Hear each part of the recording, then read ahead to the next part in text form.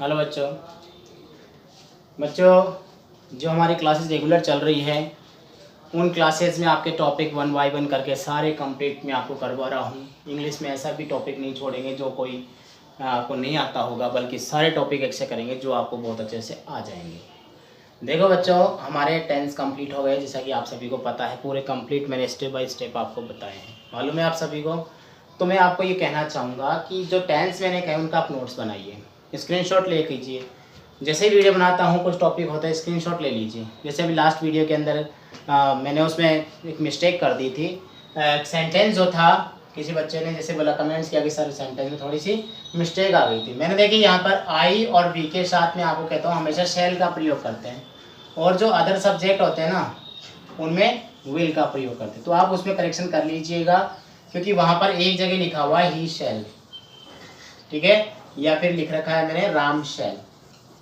तो बच्चों इसको आप जो है चेंज कर लीजिए, ही विल और राम विल इसमें आएगा, ठीक है।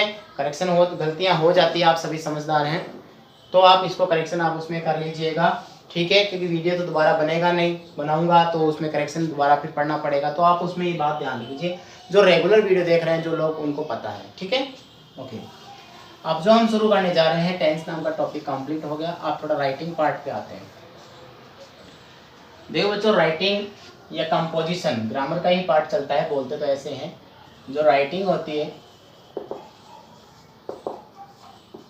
लेखन जिसको हम कहते हैं, उसमें हम लोग पढ़ेंगे बच्चों लेटर।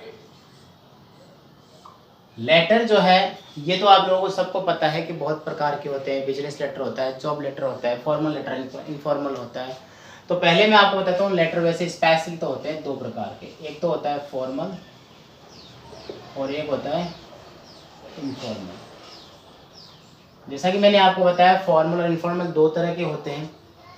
तो बच्चों आप क्या होता है कि जो ऑफिशियल टाइप का जो होता है वो तो होता है फॉर्मल, और जो लेटर अपने रिलेटिव्स के लिए होता है, रिश्तेदारों के लिए होता है, वो होता है इनफॉर्मल, ठीक है। हम सब इसका एक क्या करेंगे, आज जो पढ़ेंगे टॉपिक वो पढ़ेंगे फॉर्मल में। और एक बात, फॉर्मल का ऐसा फॉर्मेट बताऊंगा जो आपके लिए बहुत सारे क्वेश्चंस जो होंगे उनमें अप्लाई होएगा। और हम क्वेश्चन से पढ़ेंगे, बहुत सारे वीडियोस पढ़ेंगे क्वेश्चन 1 बाय 1 करके, ठीक है। अब देखिए, मैं जो आपको बता रहा हूँ आप उसको समझिए। फॉर्मेट बता रहा हूँ मैं आपको फॉर्मल लेटर का।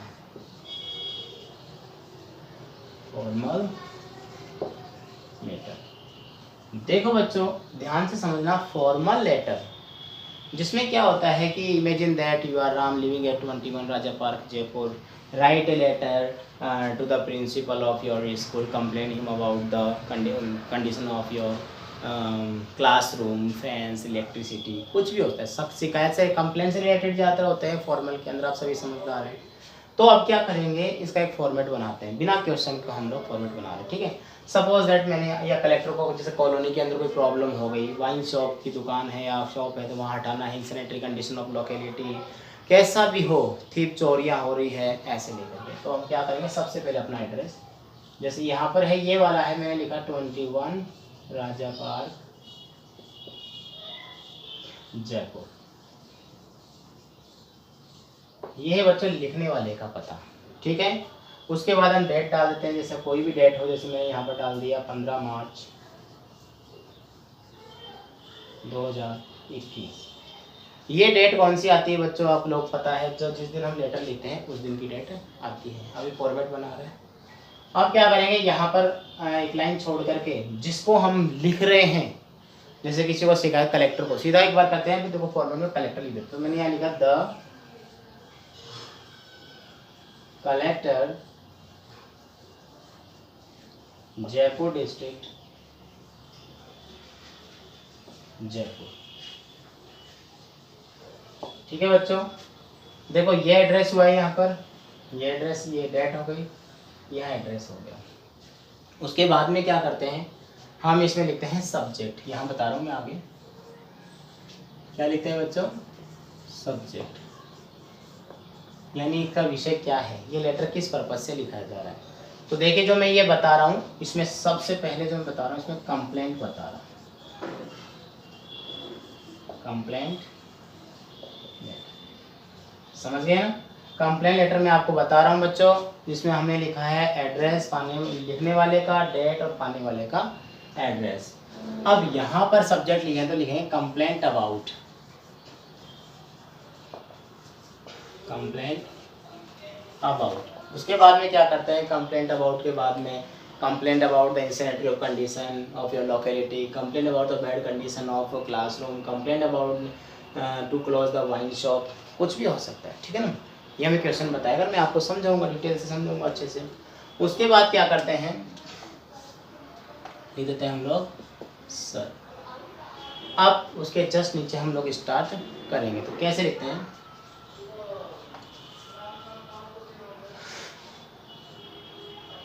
देखो बच्चों आप एक अपने माइंड में सेट कर लीजिएगा कि जब भी हम कोई भी फॉर्मेट बनाते हैं तो बिना क्वेश्चन के हम फॉर्मेट बना रहे हैं। बिना क्वेश्चन के फॉर्मेट बना रहे हैं, इट मीन्स हमारे दिमाग में ऐसा फॉर्मेट, ऐसी बातें भी होनी चाहिए जो पूरी की पूरी उस क्वेश्चन के अंदर जो है अप्लाई हो जाए। समझ गए ना।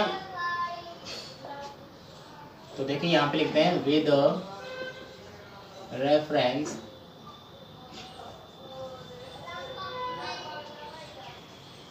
with reference to the above mentioned subject, I would like to bring your kind notice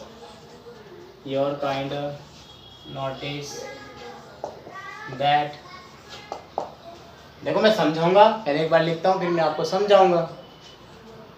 I would like to bring your kind notice that my name is Ram.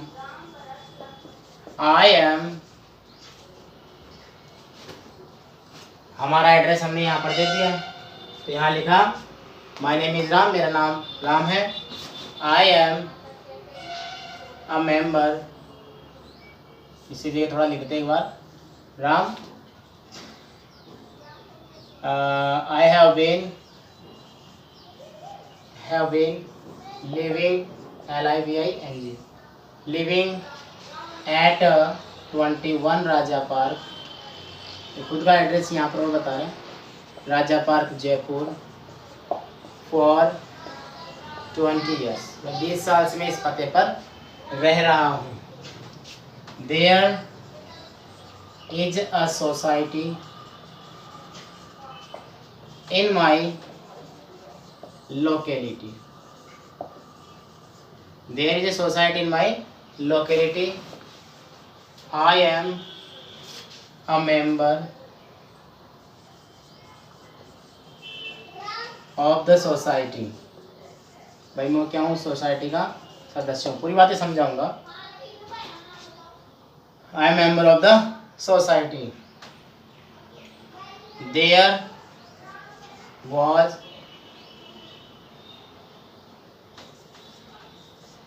was a well system. There was a well system. There was a well system, एक बार इसको हम छोड़ के चलते हैं, यहाँ से आगे लेकर के चलेंगे जब हमारे सामने क्वेश्चन आ जाएगा। इन माई, क्योंकि यहाँ पर हमने there was a well system here before but now, चलो चेंज करते हैं।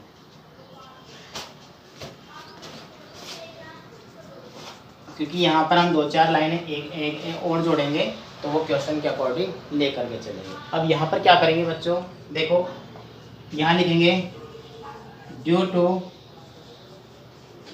अब वो प्रॉब्लम्स रहते हैं, complain, we are facing so many other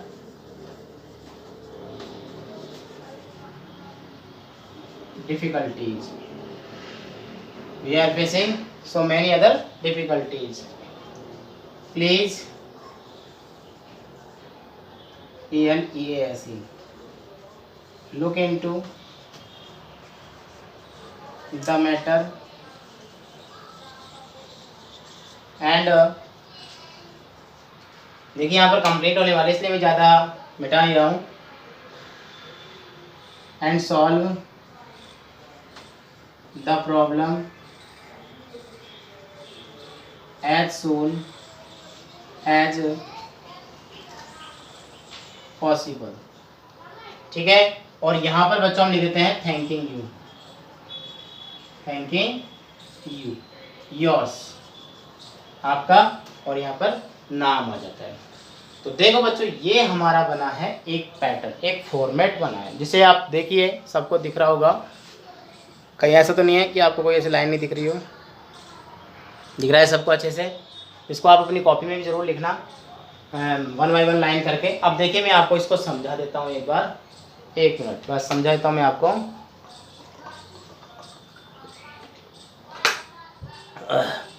देखो बच्चों, ये एक फॉर्मेटर बहुत अच्छा है।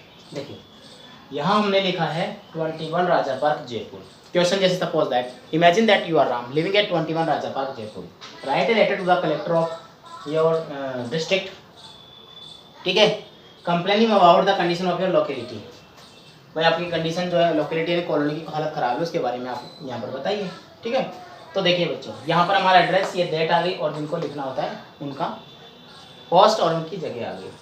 तो यहाँ पर सब्जेक्ट है कंप्लेंट अबाउट, जो भी होगा हम करेंगे with reference to the above mentioned subject, उपरोक्त विषय के संदर्भ में, यानी कि जो मेंशन किया गया ना अबव, उस विषय के संदर्भ में I would like to bring your kind notice. देखो कई बार लेटर स्टार्ट होता है ना, यहाँ से भी स्टार्ट होता है, I would like to bring your kind notice that my name is Ram.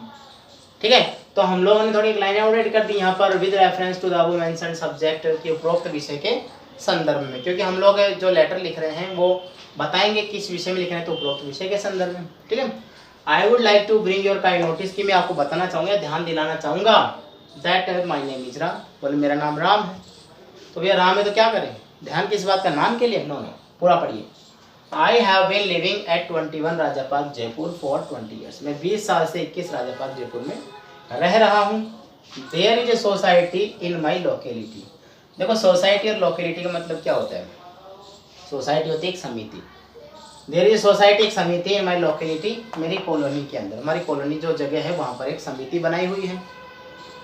I am a member of the society, मैं क्या हूँ, उस सोसाइटी का सदस्य हूँ। ठीक है, उसके बाद हमने जगह छोड़ी है, तो मैं आगे बताऊंगा। ड्यू टू अबो प्रॉब्लम, उपरोक्त समस्या के कारण, क्योंकि यहाँ को समस्या लिखेंगे, यहाँ जो लिखेंगे problem. We are facing so many other difficulties, DIFFICULTIES, so many other difficulties, कई समस्याओं का सामना करना पड़ रहा है। Please look into the matter, कल कृपया मामले पर ध्यान दें, and solve the problem as soon as possible, और जितनी जल्दी शीघ्र हो सके या जितनी जल्दी हो सके समस्या का समाधान करें। थैंक यू, धन्यवाद, या we are grateful to you. देखिए इसकी जगह आ सकता है we are grateful to you, हम आपके आभारी होंगे। तो देखिए बच्चों, ये है हमारा फॉर्मेट। फटाफट से आप क्या कीजिए, इसका एक स्क्रीनशॉट ले लीजिए। स्क्रीनशॉट के लेने के बाद आप इसको कॉपी 1 बाय 1 करके इसको एक एक शब्दों को आप लिखिए। हो गया बच्चों, आप सबने लिख लिया ना? देखिए तो करना क्या होगा आपको, फिर मैं बताता हूँ। फॉर्मल लेटर का फॉर्मेट हमने बना लिया है, इसमें बहुत सारे आएंगे, कैसी भी कंप्लेंट हो, चाहे वो सोसाइटी की हो, चाहे वो स्कूल की हो, स्कूल में रूम्स हो गए, स्कूल में ड्रेन हो गई, चाहे वो रोड की प्रॉब्लम हो, ड्रेनेज प्रॉब्लम हो, चाहे वो वाइन शॉप की हो, तो शराब की दुकान खुल गई है कॉलोनी तो उसको बंद कराने के लिए, कैसी भी प्रॉब्लम हो, चाहे वो पोस्टमैन की हो। देखो बहुत सारी आती है बच्चों, आप सब समझते हैं, बहुत सारी ऐसे आते हैं पोस्टमैन, चाहे वो कैसी भी कंप्लेंट हो, उन कंप्लेंट को बनाने के लिए इसमें थोड़ा बहुत हम चेंज करते हैं फॉर्मेट, ज़्यादा कुछ चेंज नहीं होता है कि इतना ज़्यादा चेंज करना हो। आप तो अपने माइंड में ये बात सेट कर लीजिए कि हमें ये फॉर्मेट याद करना है, उसके बाद क्वेश्चन हमें बता देगा कि उस फॉर्मेट के फिल इन द ब्लैंक्स में इस जगह पर, जो देखिए मैंने यहाँ पर छोड़ा है, इस जगह पर जो है आपको करना क्या होगा उसके बारे में फिर हम विचार आगे करेंगे। जैसे ही क्वेश्चन हम लोग लिखेंगे, क्वेश्चन लिख करके हम लोग इसमें चर्चा करेंगे इसके बारे में। किसी को कोई प्रॉब्लम हो तो डेफिनेटली आप मुझसे कंसल्ट कीजिए, मुझे बताइए कि सर इसमें थोड़ा ज़्यादा लग रहा है कम। जैसे मैं कहूँगा कि ये फॉर्मेट जो है कोई ज़्यादा नहीं है, आप अच्छे से इनको याद कर सकते हैं। ऐसा नहीं है कि बहुत ही ज़्यादा वर्ड्स मैंने यूज़ किए, क्योंकि आपके एग्जाम में बच्चों एक बात समझते हैं, कुछ होगा तो 125 शब्दों में, 100 शब्दों में, इतने तो वर्ड्स होते ही होते हैं। आप सभी समझते हैं इस बात को, ठीक है ना बच्चों? तो कोई प्रॉब्लम नहीं आएगी आपको। मिलते हैं अब अगली क्लास में बहुत जल्दी। Good day, good bye.